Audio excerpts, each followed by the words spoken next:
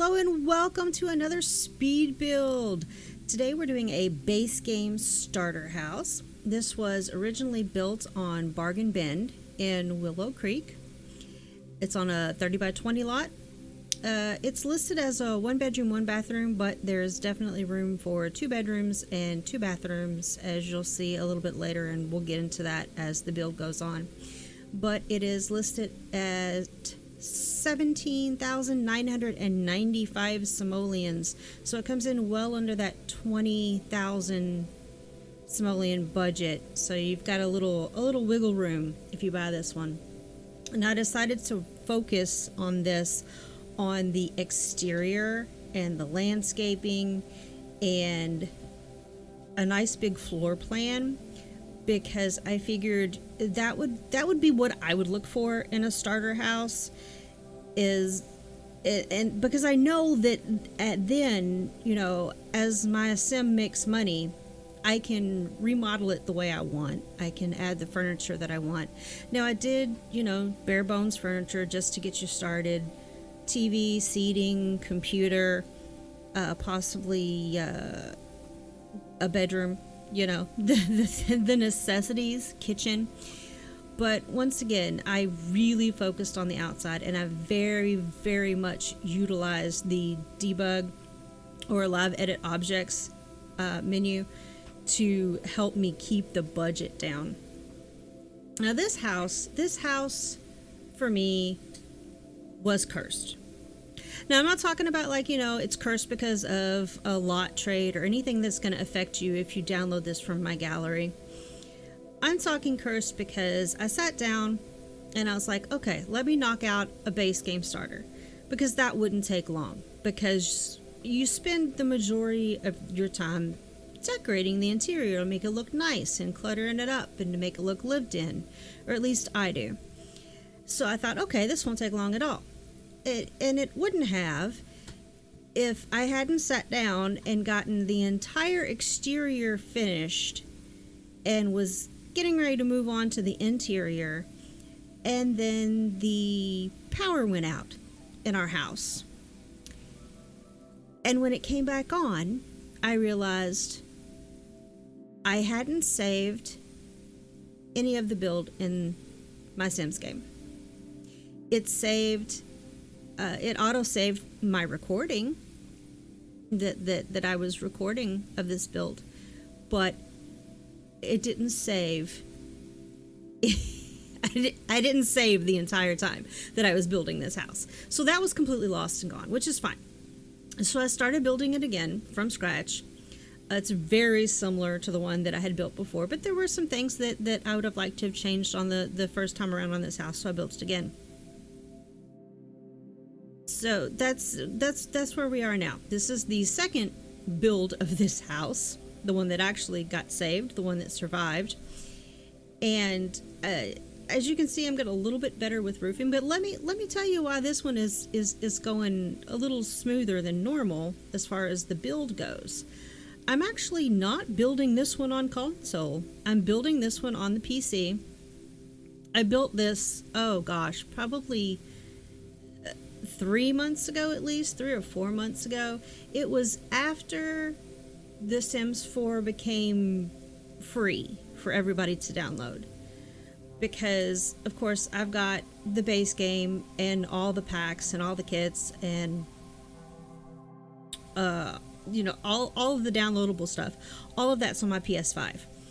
So I was kind of excited to mess around with building in The Sims 4 on PC, because that's what I had when I had The Sims 2 was the last one that I played before The Sims 4. I had that on a PC, and it definitely was a lot easier to build than building on console. And not only that, but recently they've done so many updates to the build mode on consoles that it's really, really difficult. They keep trying to change it to what they say is more similar to the build mode on PC, but what they don't realize is that unless you're playing with a keyboard and a mouse on console, which I do not, I play with the controller, scrolling now is super difficult through all the menus, the build and buy menus, because they want you to use the thumbstick. And it's just, I mean, I guess I could go into settings and change the sensitivity on the thumbstick, but I play other games on PS5 besides Sims, and so, you know, my husband plays on PS5 everything but Sims, so I don't want to go in and change the sensitivity, if that's even an option. I haven't even checked that out, but I'm assuming it is. So we're landscaping now. Now that I've complained for the first part of the video, sorry about that. I just had to get that little rant out about the horrible updates they've done and the fact that this build is, for me, was cursed. Oh, the other reason it was cursed, I completely forgot about that. The other reason that it was cursed was that, you know, after I finished recording, I edited this entire video and sat down to go do the commentary for it, and my entire file was gone. All of my edited content.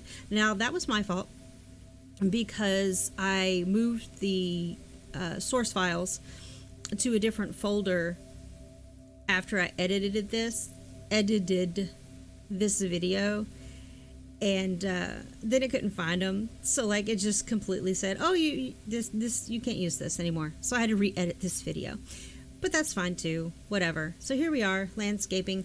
I used all debug live edit object menu plants for the outside of this, and I relied heavily on the debug menu, the live edit objects menu, for landscaping, as well as a few other things that I put around the outside to make it just as full around the house as I could without eating into the budget, and make it as pretty on the outside as absolutely possible. And then you can come in, and as your sim makes more simoleons, you can edit the inside to look the way it wants. So of course, once again, I used one of the debug fences, and they don't have colliders on them. Some of the newer things in the packs, they're starting to put colliders on things so that your sims won't walk through them.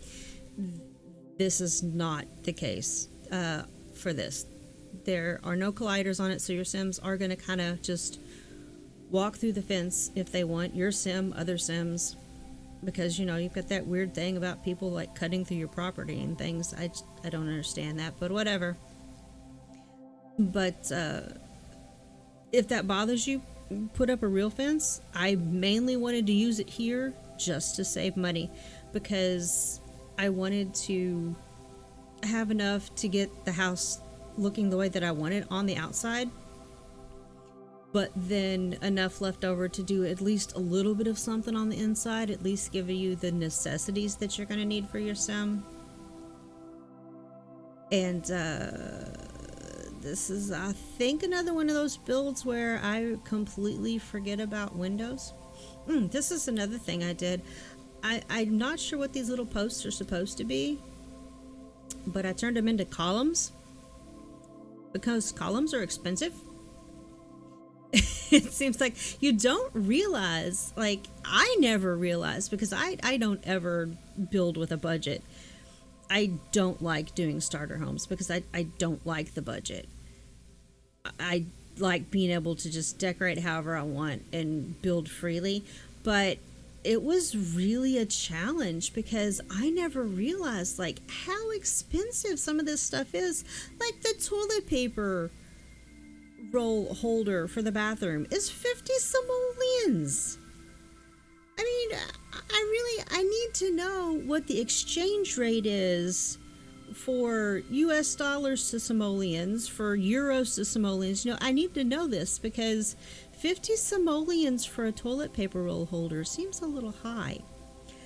I wasn't really sure what to do with the backyard because I didn't want to add like a whole lot of activities back here that was going to cost money to put. So I thought about making like a little fake garden back here, which you could absolutely, as you get simoleons to do it, replace with an actual garden back here. Put some more planters. I did add, I think, 1 or 2 actual garden planters in the backyard though. So there is that. Your sim can work on their gardening skill here. Also, I do apologize if I sound a little bit more nasally than usual, or if I start coughing. I had a pretty bad sinus infection for a couple weeks, and then it took me a while to actually get my voice back and get to the point where I could talk without coughing. And that's one of the reasons why there's been such a big gap in the uploads lately. But I've got builds done, ready to go. A few of them even edited, waiting for voiceovers. So here we go. Let's start going again. Now, I did struggle a little with this layout for the house because it really bugs me that most of the starter houses are just like these huge rooms and like one piece of furniture in the room.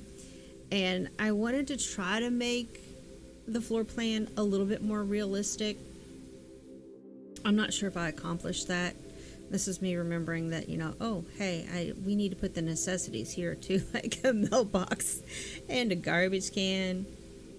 But I'm basically at this point just kind of putting down some furniture just to play with the budget of what I've got left, to see what all I can afford to put in here before I finish the floor plan. Of course, I will remember here soon that I also need interior doors and flooring and wallpaper and windows around the rest of the house, not just the front, because we need more windows than just the front.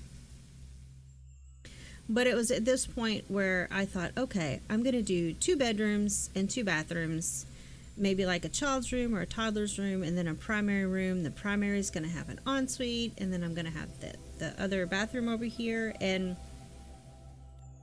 I keep that room that I've got there that's got the toddler bed in it now, that could be a child's room or just a second bedroom in general. But I do reverse this change that I just made to the shared bathroom out here and make it smaller again, back to the size it was, and I knock out the wall that divides the primary bedroom from the ensuite there. So you could add that ensuite back in fairly easily just by drawing that wall. I just, for budget's sake, I had to get rid of it because I realized that I need more windows and interior doors and flooring and wallpaper, and I was very, very quickly running out of money, like very quickly. And so I was like, you know what, okay, we're gonna get rid of that. And I'm getting ready to make that change here in a minute. I really liked the dining room table and chairs right there like that, but I was also afraid that last chair there on the end was going to cause a routing problem getting into the kitchen. So that moves. And that easel kind of moves a little bit too. But like I said, at this point right now, it's just, I'm really just trying to figure out a layout, because I knew what I wanted to put in here. I knew I wanted a computer desk and computer up in that little nook and that front bump out there by the door. I knew I wanted a fireplace, which it seems extravagant when you're on this tight of a budget to throw in a fireplace. And yes, it was. But the reason why I put the fireplace is because I built the chimney on the outside to cover up a roofing overlap that I couldn't seem to get around. So I decided I wanted to hide it. And so I thought, well, if I'm going to hide that, with the chimney, it would make no sense at all to not have a fireplace in here. So I threw in a fireplace. You could absolutely get rid of the fireplace and that would give you a few more simoleons to work with. And then just put it back later if you want. You know, you've got options. You definitely have options. This was me trying to look for some kind of free or very cheap art, which there's not much. It's really sad. And this is why you see like the sunflower painting and these leaves in everybody's base game builds, because there's not a whole lot of free art. The routing in this house, I'm going to talk about that for just a second, as I'm cluttering up the kitchen here with some debug items. There aren't any routing issues in this house other than up near the fireplace. And those two chairs there that are facing the fireplace, you can get around them to light the fireplace, and you can get over to that little table where I put books, but the sim couldn't get to the bookshelf. So I had to move one of the chairs over there just very slightly so that you could get over to the books in that corner. And it didn't really make that much of a difference, and you probably wouldn't even notice it if I hadn't said anything. But I do show that in the screenshots at the end. The chairs are slightly moved. And I decided that, you know, I wanted to try to finish up something out here in the backyard. That table and chairs there that you just saw me place are debug items. They will not work for your Sims. You're going to have to replace those with an actual table and chairs.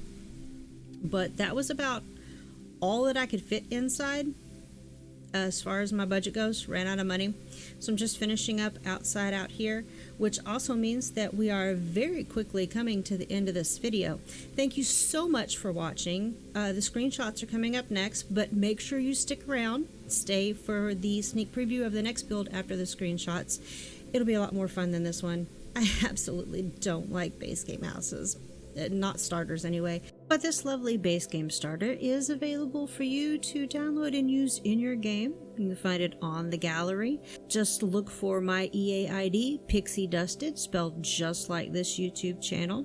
And as always, it has been thoroughly play tested and fixed. And I'll see you in the next one. Bye!